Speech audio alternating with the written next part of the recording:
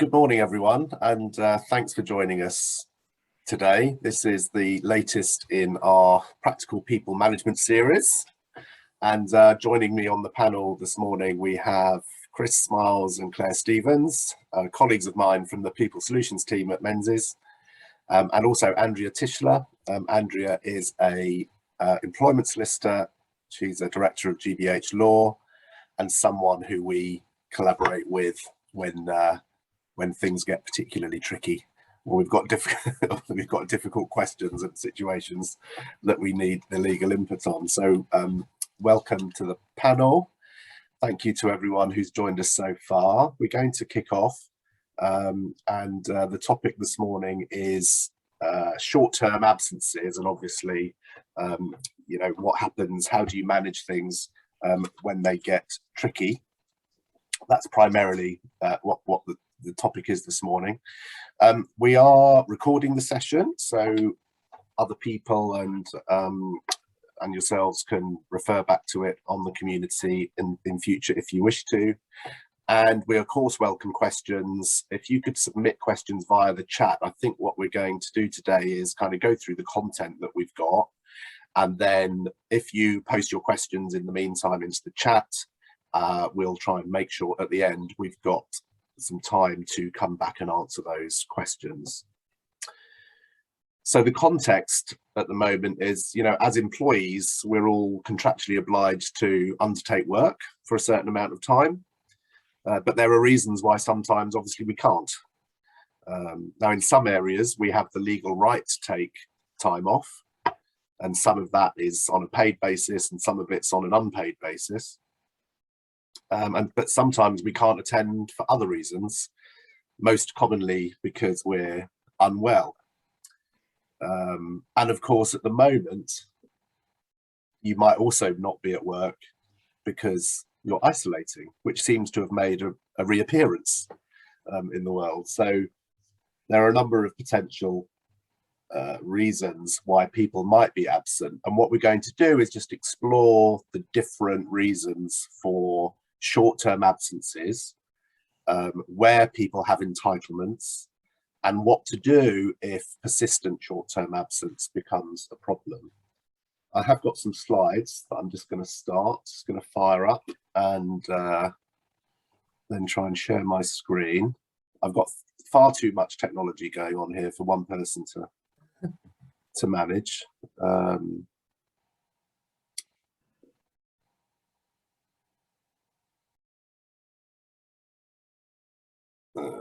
Okay.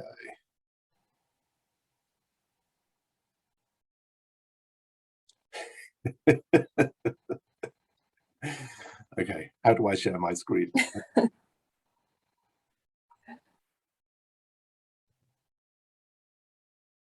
Oh, share screen. Oh, is it the button that says share screen? No, that'll be the one.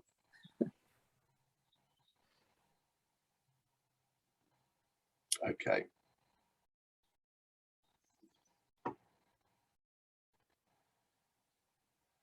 Right. Can you see that? Yes. Yes, brilliant. Thank you. Okay. So what we're going to look at is we're going to look at where people have rights to take time off, because, you know, these rights tend to be added to from time to time. So we thought a little refresher on where those rights exist would be a good idea. We're going to have a little look at the COVID latest. So as I mentioned, people are back in isolation. And so we just wanted to provide a little bit of an update on what the situation is, particularly with regard to SSP for people who are isolating, because there are obviously different sort of permutations of the reasons why you might be isolating. So a little update on that. And then we're going to move on to look at where you've got frequent and disruptive absences, how you might go about tackling those. Okay. So the first thing to say is that we tend to categorize absences into four main boxes represented here. So short-term isolated, short-term persistent, long-term one-off, and long-term persistent. We're going to deal with the top half today in terms of short-term absences, by which we mean either a kind of a one-off absence which is short-term, but you need to know how to deal with it, or short-term persistent, in other words, where there are maybe unrelated absences, but a lot of them strung together that form a pattern that's concerning you. Long-term one-off might be, for example, someone who goes and has an operation and is off work for a while, but will make a full recovery and come back. So it's a kind of a one-off, or they break their leg or something like that. Long-term persistent is where people have much more sort of chronic long-term illnesses that are going to affect their ability to work over a long period. We are about to publish some further practical people management sessions into the new year, and you'll see that managing long-term absence is one of the items that will be on that list. So we're going to come back to that topic. We're going to stick to short-term today.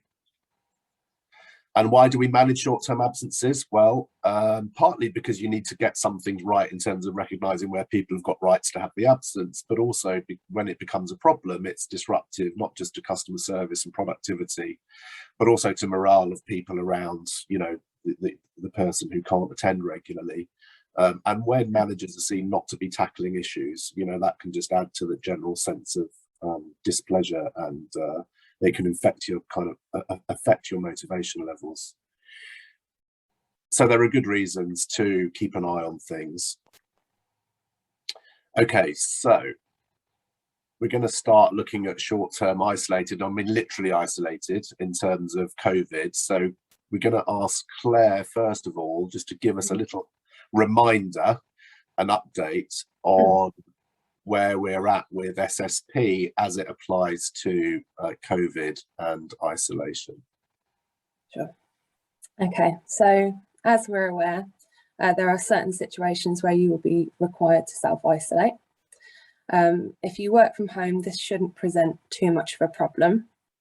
So just going to talk briefly about those who can't work from home and the SSP entitlements they might have. So normally SSP becomes payable on the 4th day of absence after the 3 waiting days. However, in 2020, the rules were changed for COVID-related absences, and you might be able to get SSP from day 1. There are 4 scenarios that have been highlighted where this would apply. The first is if you or someone that you live with has tested positive or has symptoms for COVID. The second is if you're notified by NHS or public health that you've been a close contact of someone who's tested positive.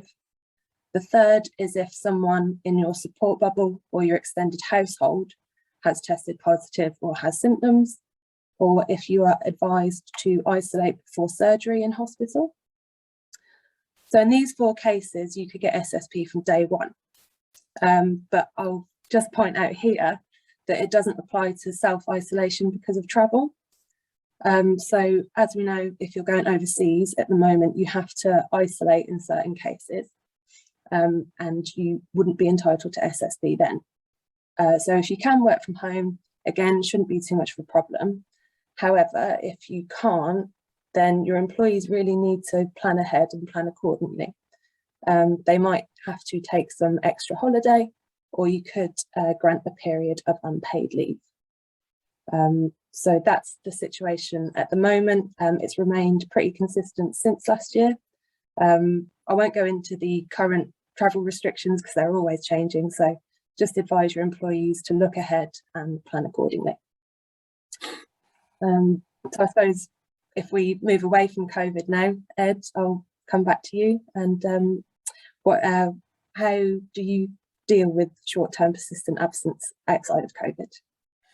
Okay, thanks, Claire. And we'll see if people have questions around the COVID situation. So don't forget, post questions into the chat area. We will come back to them. If we're overwhelmed, we'll continue the chat online, perhaps on the community platform. But please do post them, and we will come back and have a look at those in a little while. So that's COVID, and so that, as Claire said, we'll move on now to look at you know, kind of dealing with other sort of short-term but persistent absences. And most of those occur when people are off sick. And the CIPD recently updated their survey on the primary reasons for people's sick absence, and they fall into four main categories. The first one is minor illness, which obviously could be many things. So I think that's general coughs, colds, bugs, headaches, upset stomachs, musculoskeletal, stress, and mental ill health. And obviously the thing to note, certainly for those of us who've worked around HR for a few decades now, is that it always used to be bad backs were the main reason for absence, but now, you know, 2 out of the 4 of those are to do with mental health as opposed to physical health, and obviously that is a major contributor and another challenge for managers to deal with in today's world. And that's another topic that we'll be coming back to specifically in the list of future sessions that we're about to publish, so watch this space. It's another one that we'll come back to. There are also, though, other reasons why people might not be attending regularly. It might be that their timekeeping is poor, that they're persistently late. It might be that they have caring responsibilities for maybe other people in their family who might themselves be unwell. It may be that they have childcare responsibilities. It might be that they've suffered a bereavement or other emergencies that go on in everyday life that obviously need to be attended to by individuals. And so this is where we're going to have a little look at where people have entitlements to time off around these kind of reasons, because we're often asked, you know, when things happen, what should we do? What do we have to do? What are people entitled to in these kind of when these occurrences go on? So Chris is just going to take us through that in terms of where those entitlements are.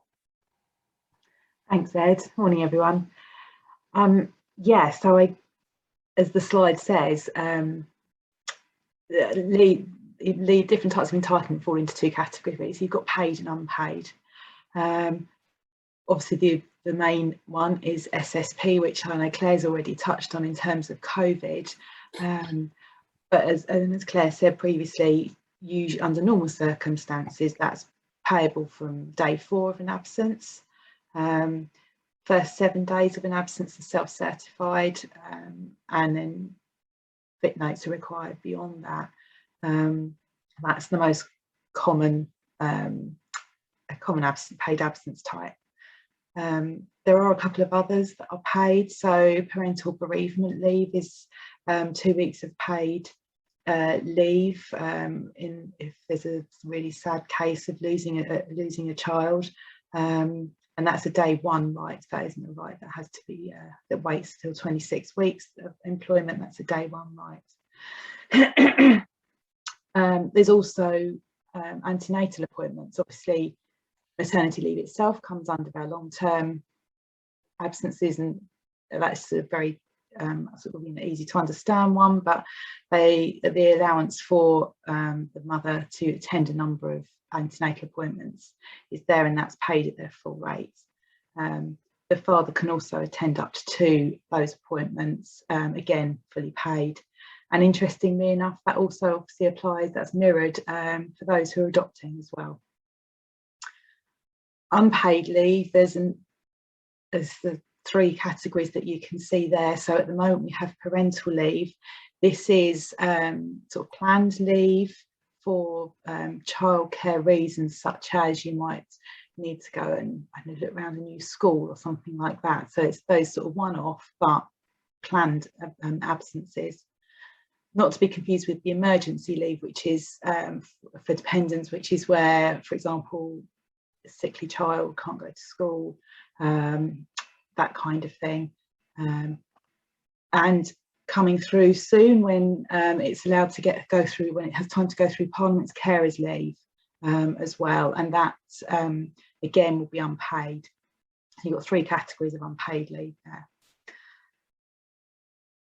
There's also, to support this, you really need to consider what kind of policies you might have in place in terms of all these. It's really good to have a set of policies to cover these scenarios. It allows a sort of clear and transparent communication with your employees, but also shows sort of fairness, and also allows them to see very clearly in what their entitlements are. I mean, but the important thing to remember with all of this is what we've talked about here now, is the statutory entitlement. There's nothing to stop you granting enhanced leave, enhanced payments, if you felt, if as a business you felt that was the right thing to do. You need to ensure that whatever enhancements you grant are obviously applied across the board. You can't apply to some employees and not others. But as I say, the above is the statutory requirements. So I suppose, having covered policies, talked about policies and the different types of leave, you could still have a tricky situation. So Ed, I'll hand over to you to talk a little bit more about what to do when it becomes a bit of an issue. Sure.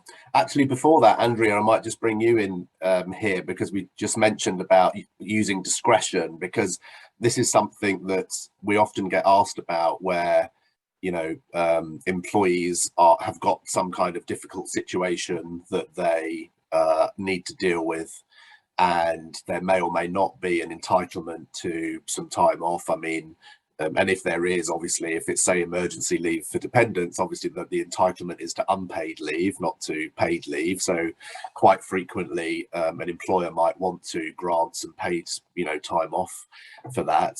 And they do that on a discretionary basis. But there is, Chris touched on this thing about, you know, applying discretion in a way that is fair. So, which obviously relates, that is an area that I thought perhaps maybe you could just flesh out a little bit for us, and the dangers of that. Yeah. So first of all, with policies, which, you know, you'll want to be in handbooks or in your documentation, but not necessarily contractual. So you know, it's guidance, it's what your policy is. So yes, you want to follow it, but with all of these things, you don't necessarily want to be held in breach if you haven't followed it completely to the letter in each occasion. And you may well want to have discretion around certain payments and lengths of time for leave. However, a couple of things on that. With all of these things where you're applying discretion, as Chris was saying, it's got to be done consistently and fairly and reasonably. And what sometimes you will find is that managers may well go off on a little frolic of their own, where somebody that is particularly close to them or whatever, a long-standing member of staff, may well find themselves in a more favourable position than somebody who's only recently joined or they're not that keen on. So there does need to be consistency. Equally, if you are effectively taking the same approach a number of times with a number of individuals, you may well be calling it discretionary, but you may find an employee saying, well, hang on a minute, that you've always allowed me to have this time, you've always paid it, and all of a sudden after 5-10 years or whatever, you've changed your position on it. Surely it's implied into the terms and arrangements of my employment that this is something I'm entitled to.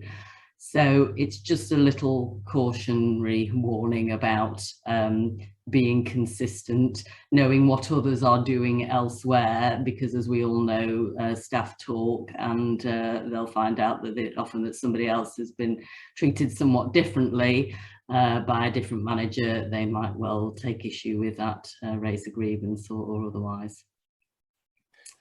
Great, thanks, Andrea. Okay, so we've talked about COVID, we've talked about entitlements and some of the issues that surround that in terms of understanding where the entitlement is, maybe supplementing that with a policy and the need for consistency if you're applying discretion. So as Chris mentioned, let's move on to look at what happens when persistent absences become a problem. And this is likely to be around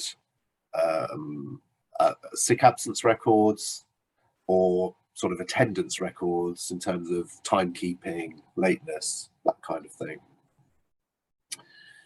So the first thing to say is that you might deal with different issues slightly differently. So where you've got attendance problems in terms of people who are required to turn up for work at a particular time and they don't, or they disappear without permission, so unauthorized absences.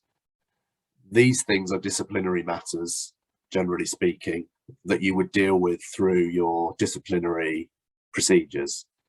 And certainly that there are, frequently occasions where we're asked to advise on situations like that, where frequent lateness in a situation where it might be a shift operation and there's it's not like when you're working from home you can be a bit flexible, but where you've got customers waiting or colleagues waiting for a handover and those kind of things.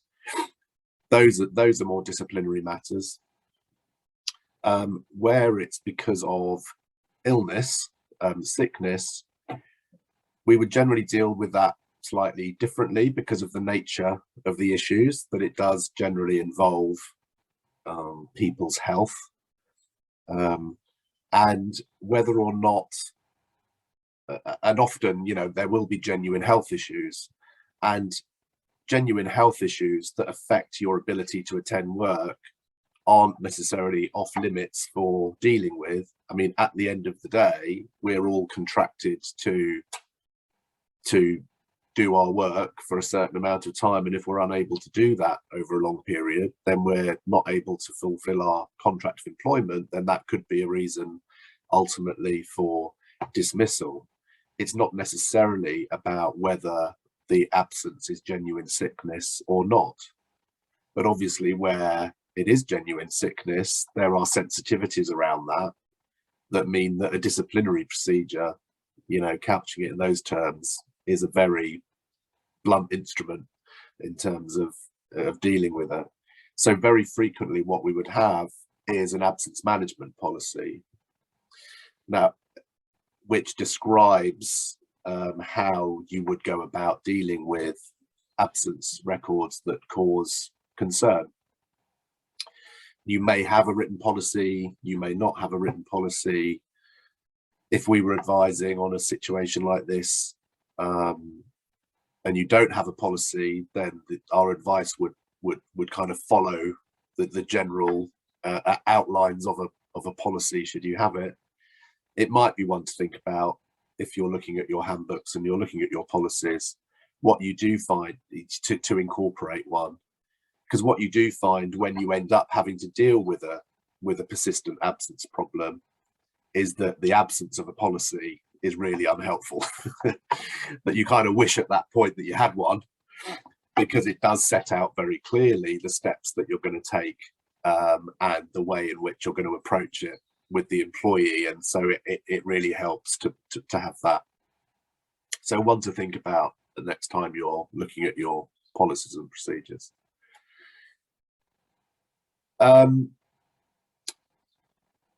One of the things that's required, obviously, is that you have a record of absence. And so this is another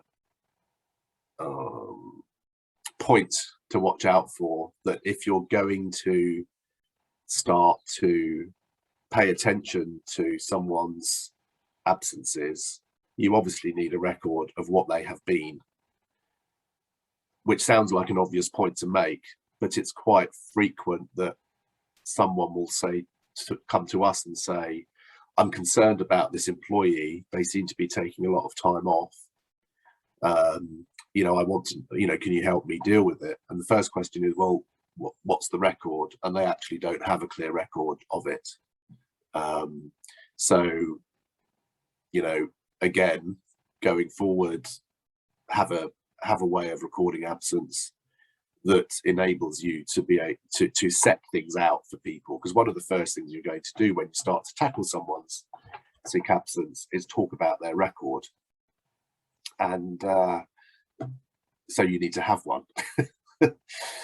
And actually, one thing that we find very often is that when you set someone's record out for them, there is some kind of self-management that often takes place. Sometimes individuals themselves aren't particularly aware, and when you set it out, there's an automatic kind of realization that either that there's an issue that they need to flag, or sometimes records just improve miraculously over time. And I know, Chris, in terms of the data, where we work with HR systems, most HR systems these days provide that view, don't they, Chris, very easily about. Yeah, they have quite often something like in some systems it's called a heat map. So literally it's color coded, and so you can see from Monday to Friday if you've got a persistent issue on a Monday or a Friday or midweek, you can see the pattern, and the employees can see that too. And that, as you say, Ed, having it set out in black and white or colour, you know, actually physically seeing it can sometimes be enough to encourage an improvement. Yeah. So so data is important. The other thing that an absence management policy will sometimes have in it are what we call triggers. So they'll give an indication of at what point you might start to talk to someone about their absence record overall. And it might be that, you know, 7 or 8 days, or and a number of occasions, 3 occasions, 7 or 8 days. I mean, sometimes people use those, sometimes they don't. But if you've got an absence management policy, some indication of where you will start to, where people could expect to be, you know, invited to a conversation about their absence record is often utilised. And clearly, from a consistency point of view as well, I mean, I think it's important that you do apply a fairly consistent approach to where you're going to pick up records that look problematic, and where you don't. Return to work interviews is normally another feature of an absence management policy, and this should be an automatic activity anyway when someone returns from a period of sick leave.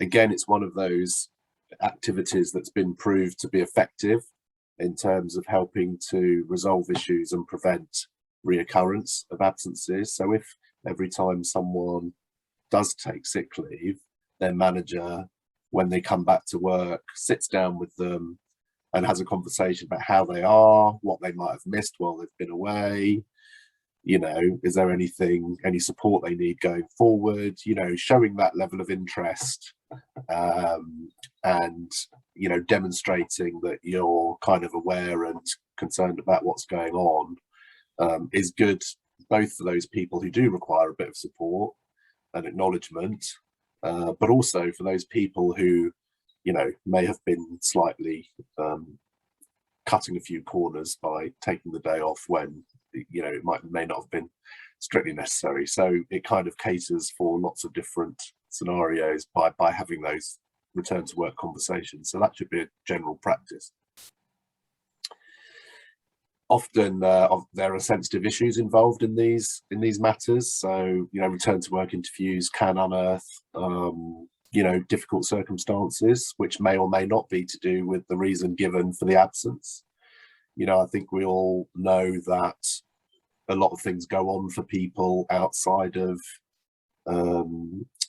you know, in their lives, and that what goes down on a self-certification form as a reason for absence may not be the whole story. And it's certainly the case that, you know, people, when you're doing return to work interviews, when you're showing that interest, people will sometimes reveal things that are quite sensitive. So again, having a route to support for those kind of things is also a good idea. And that might just be that you know, there's someone in the business who's it might be obviously an HR person or something like that, who can be who can be referred to if there are particularly sensitive matters going on. Or it might be that things come up where you need some external support, and something like an employee assistance program or you know, facilities like that are just useful to be able to say to people, you know, we can help with certain things, and here is somewhere that you can go to receive that help. So I think that's, you know, so again, that shows that you're considering people's issues, you're interested in how they are, and it could help to resolve real issues, and or encourage people to think carefully about you know, what they might do next time they've got a problem and go sick in circumstances where actually that might not be, you know, they might not be being quite straight about what's going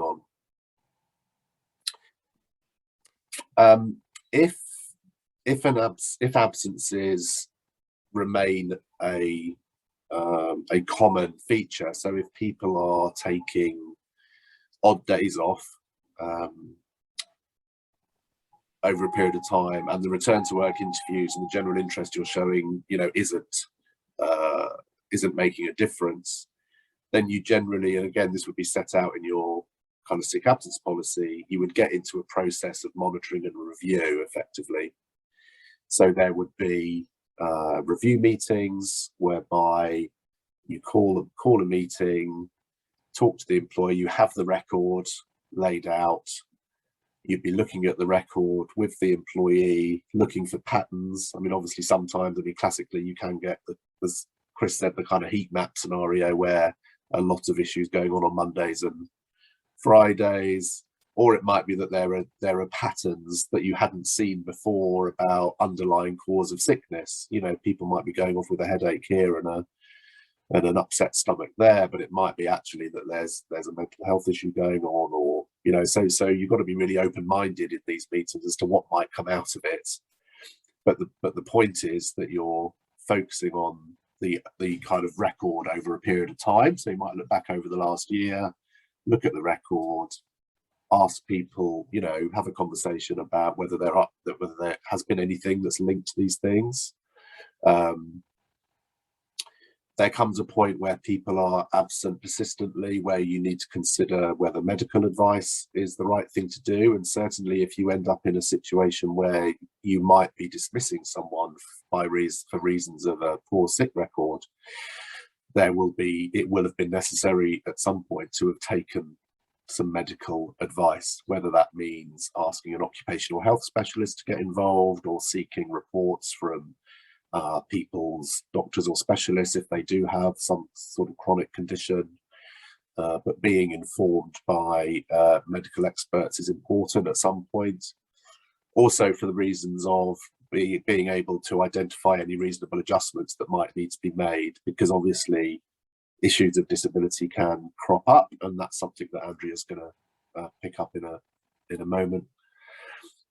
And then essentially you have review periods whereby you, having discussed it, having offered support, having identified any areas where things can change, you then say, okay, well, you know, let's see how it goes for a month and come back together again, and then you do get into a process of review and discussion. And ultimately, if things don't improve, that's where, in a sense, if the record's particularly bad and it stays bad, you then after one or two review periods, you're then saying, if this doesn't improve, this could risk your employment, and you start to provide those kind of warnings. So that ultimately is where it can end up in terms of a process. So so hopefully you can see it kind of mirrors the disciplinary. Ultimately, if it goes that far, it can mirror the disciplinary process, but in a way that's much more suited to the circumstances of a poor sick absence record. Now, obviously, when we start talking in those terms, there are many possible pitfalls and risks involved in that when we're talking about people's employment being at risk. So, Andrea, give us some tips and things to look out for in terms of keeping the risks down. Yeah, so this is the bit where we wheel out the employment lawyer to give the all the things that can possibly go horribly wrong, but I'm sure they won't. And I think a few points I'll pick up of also from what Ed was saying. It's difficult with sickness absence. It's not disciplinary per se, but at some point there has to be a judgment call as to how far the absence can be supported. Obviously, there's a distinction between somebody being persistently absent and that being a conduct matter or intentional, and there not being any underlying health condition sitting behind it. But equally, if there is persistent absence and it's impacting on the business, then you really have to assess that, and at some point might have to give warnings and ultimately dismiss.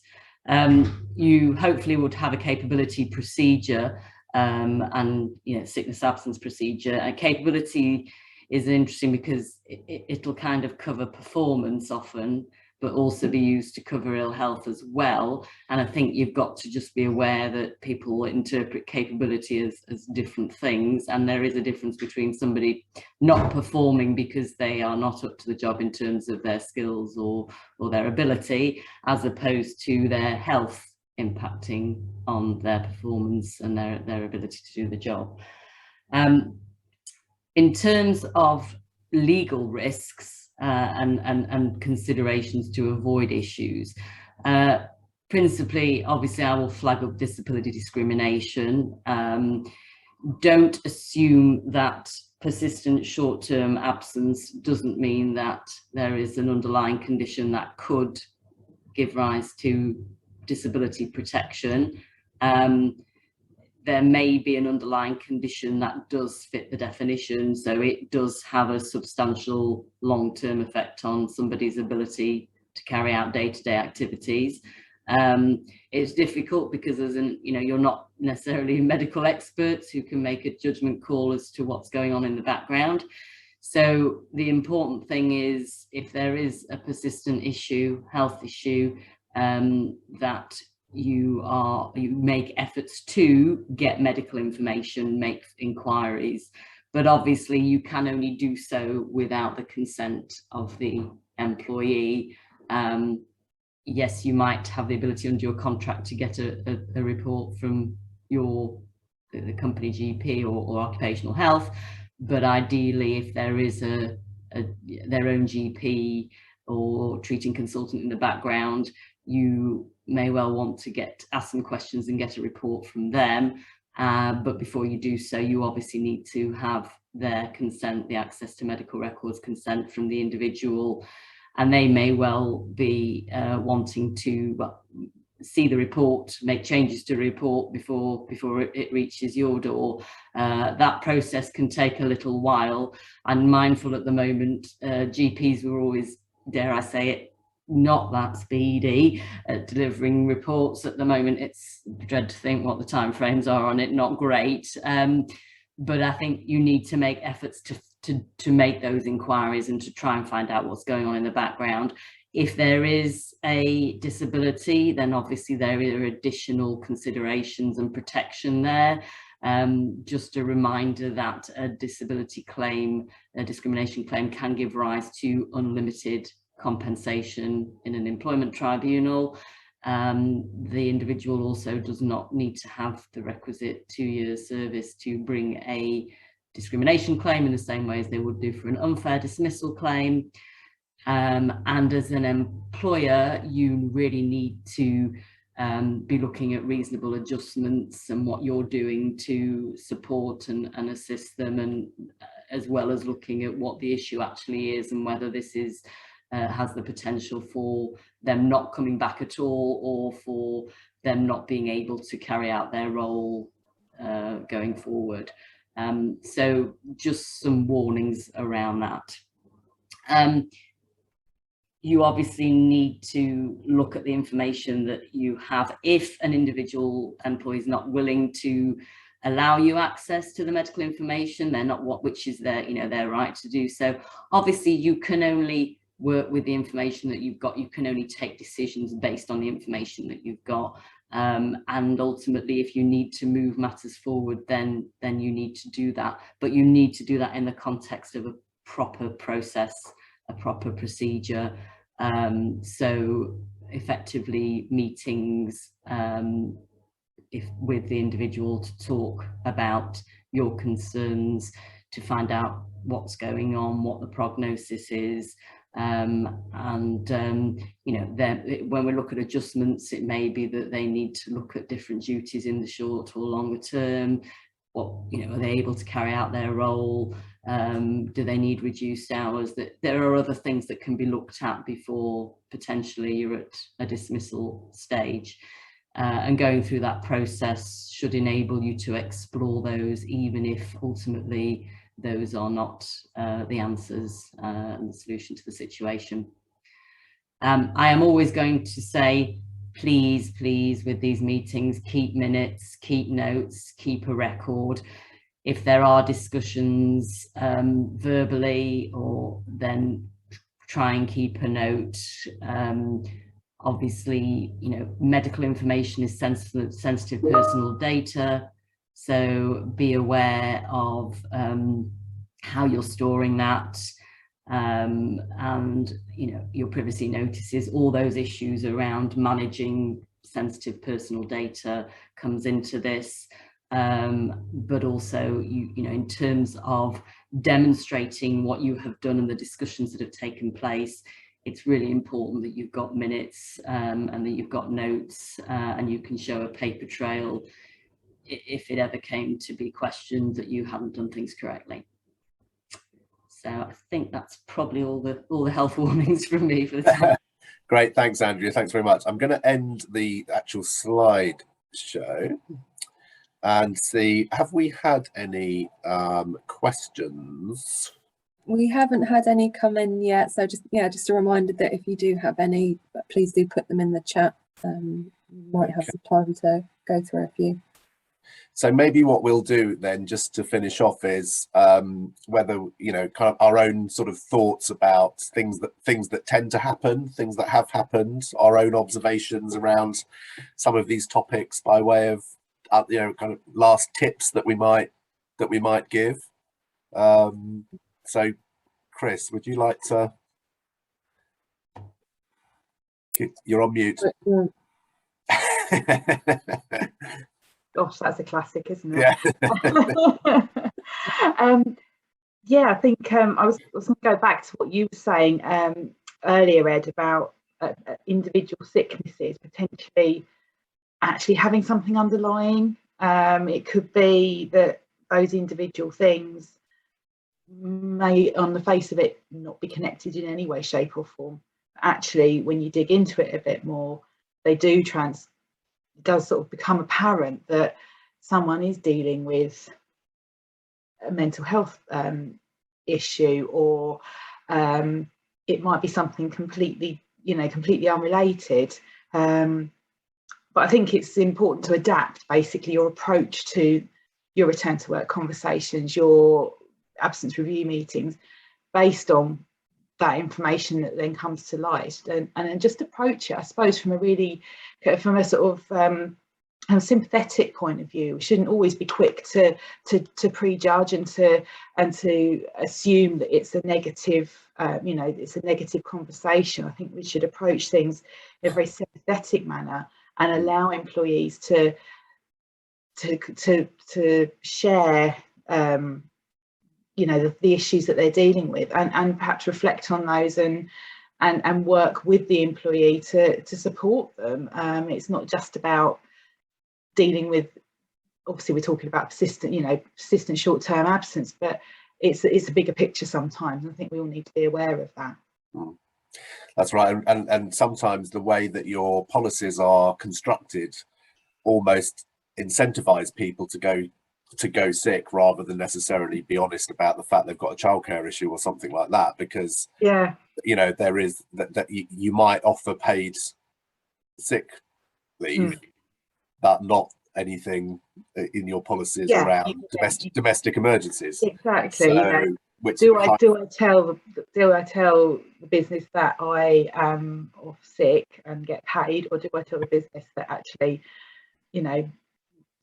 daughter or son can't go to nursery, I need to take a day off to look after them, when that becomes unpaid leave? So there is that aspect to it as well, very definitely.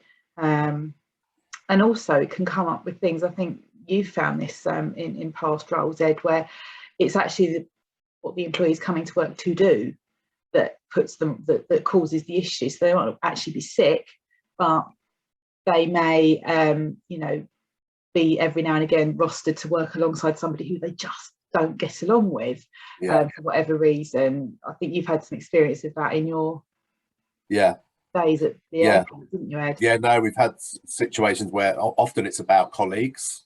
There might be a relationship issue going on at work, and they might not be wanting to work alongside someone on that particular shift. We've had that. Or there's the task. Someone might find a task particularly difficult and avoid it, and that might be for a health reason. Yes, I had an example of that where we had a client had an employee who was a steward in a display gallery, which required them to be standing to greet the visitors as they arrived. He had a temporary health issue, which meant that standing became quite uncomfortable after a period of time for him. And so he was going sick. Now, actually, when they dug into this, it was only happening when he was scheduled to roster to be in this particular position. And then when they dug into it a little further, it was established that actually, if he could sit on a chair in between greeting visitors, then actually it made life much easier for him. And that was a really easy, really simple solution to an issue that allowed him to come back and work fully and not take time off, which obviously served the employee well, but served the business well, because they weren't having to juggle people to cover unexpected absence.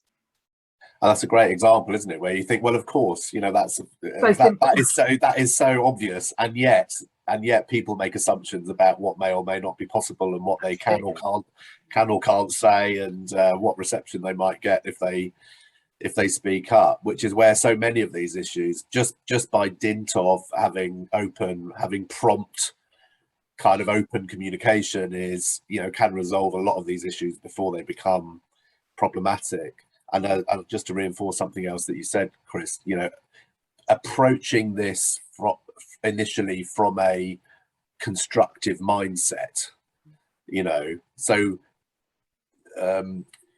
don't doubt people's honesty about what they're saying, about what the reasons they're giving for their absence, for example, and until they've given you really good reason to doubt it. But so kind of approach it from a constructive point of view, because often if there is an element of dishonesty in there, the fact that you're approaching it in any way will very often deal with it. Okay. Rest of the panel, do you have any other closing or I just wanted to reinforce, because you mentioned communication, and I meant to mention this when I was speaking earlier. And this applies to short-term, long-term, any kind of absenteeism when there's health issues or concerns around that nature. We often shy away from communicating. We often shy away from making inquiries because it's okay, I don't want to bother them and they're not well and But it's really important. It's absolutely key, because people can get very isolated, and particularly at the moment when we're doing the whole working from home thing. Somebody's off sick or they're working, there is no distinction, and they're not coming back to the workplace to say, hey, I'm feeling better now. Nobody's saying, how are you doing, and did you feel rough, and whatever. So that whole piece around having that support and that communication is gone.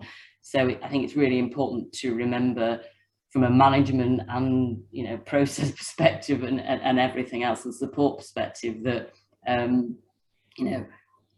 check in on somebody. It's not just checking in on them to see if they're doing anything untoward and are you know, not actually off sick, but to check in to see how they're doing, and when they are better, how are they doing then, and not just leaving them you know, floating around in the midst of time, because at the moment in particular that is, I think, really key. And just a reminder about support, and not letting these things drift. I think that I know from the advisory stance that the more polarized people become, so an individual becomes isolated and they're concerned about their health and they're not sure what's going to happen, and they think, well, I don't want to ruffle feathers, I don't want to get involved, communicate with work, because then they'll start asking questions, and I don't know if I'll have a future there, etc.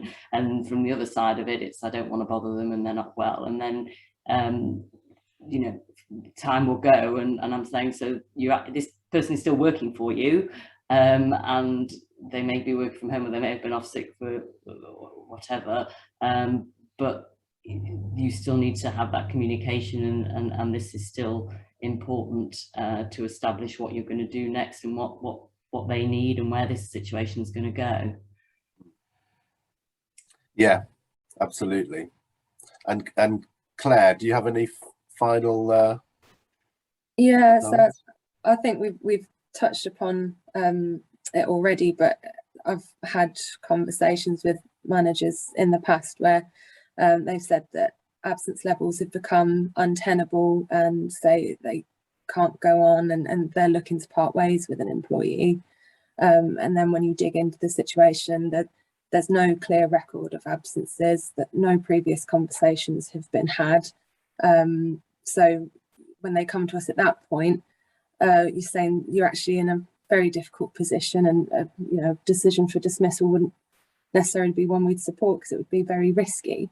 So the advice in those instances are really you have to start your process now, and you have to put up with the absence for a little bit longer, which isn't obviously what they want. And that's the importance of, you know, not delaying conversations, keeping clear records, have open and honest conversations to get to the root of any absences, and then if the problem persists, then you're in a stronger position potentially to then, you know, say goodbye.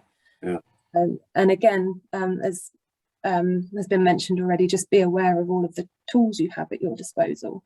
You might have private medical insurance for employees. Are they aware that they have it? Do they know they're eligible? Have they signed up if they are? If not, maybe you could encourage them to do so. Also EAPs, a lot of people think that an EAP is just mental health and counselling, but most do offer a range of services. Financial advice, maybe you've got someone who's stressed due to finances, they can help you with relationships at home. So just be aware of what you've got in your arsenal, and also communicate positive messages around wellbeing. So we are, through our community, we are publishing regular health and wellbeing updates. We've got one available at the moment on anxiety and panic attacks, and we'll publish a lot more. So just promote those positive messages throughout your business. Excellent. I'm so glad you remember that, Claire. Yeah, our newsletters, yes. So there's going to be a whole string of those, which you might also find useful. But I think it's brilliant to end on the sort of positive health messages.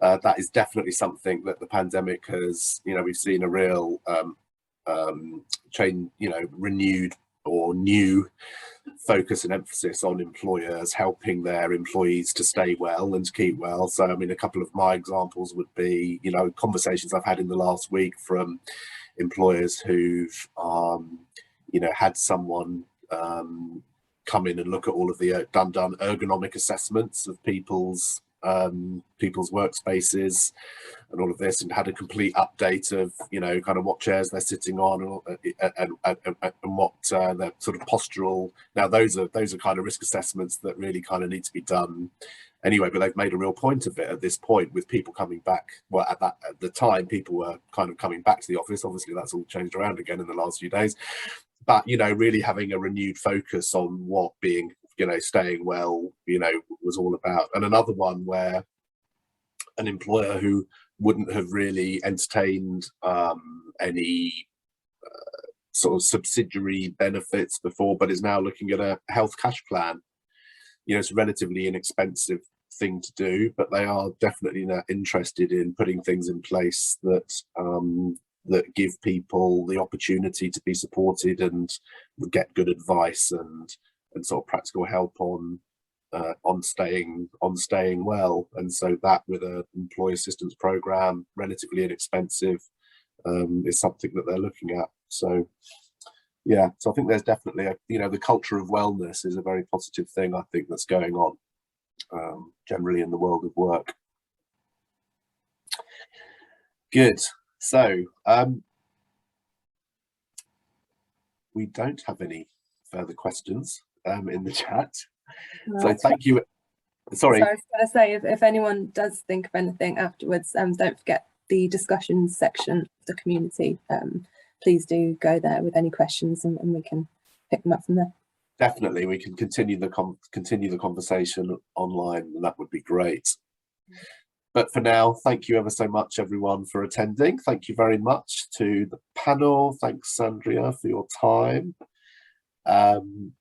We've got one more practical people management session booked for January at the moment, which is, I think it's mental health and well-being, but we'll be letting you know about a whole new series for 2022 that we'll be putting out there.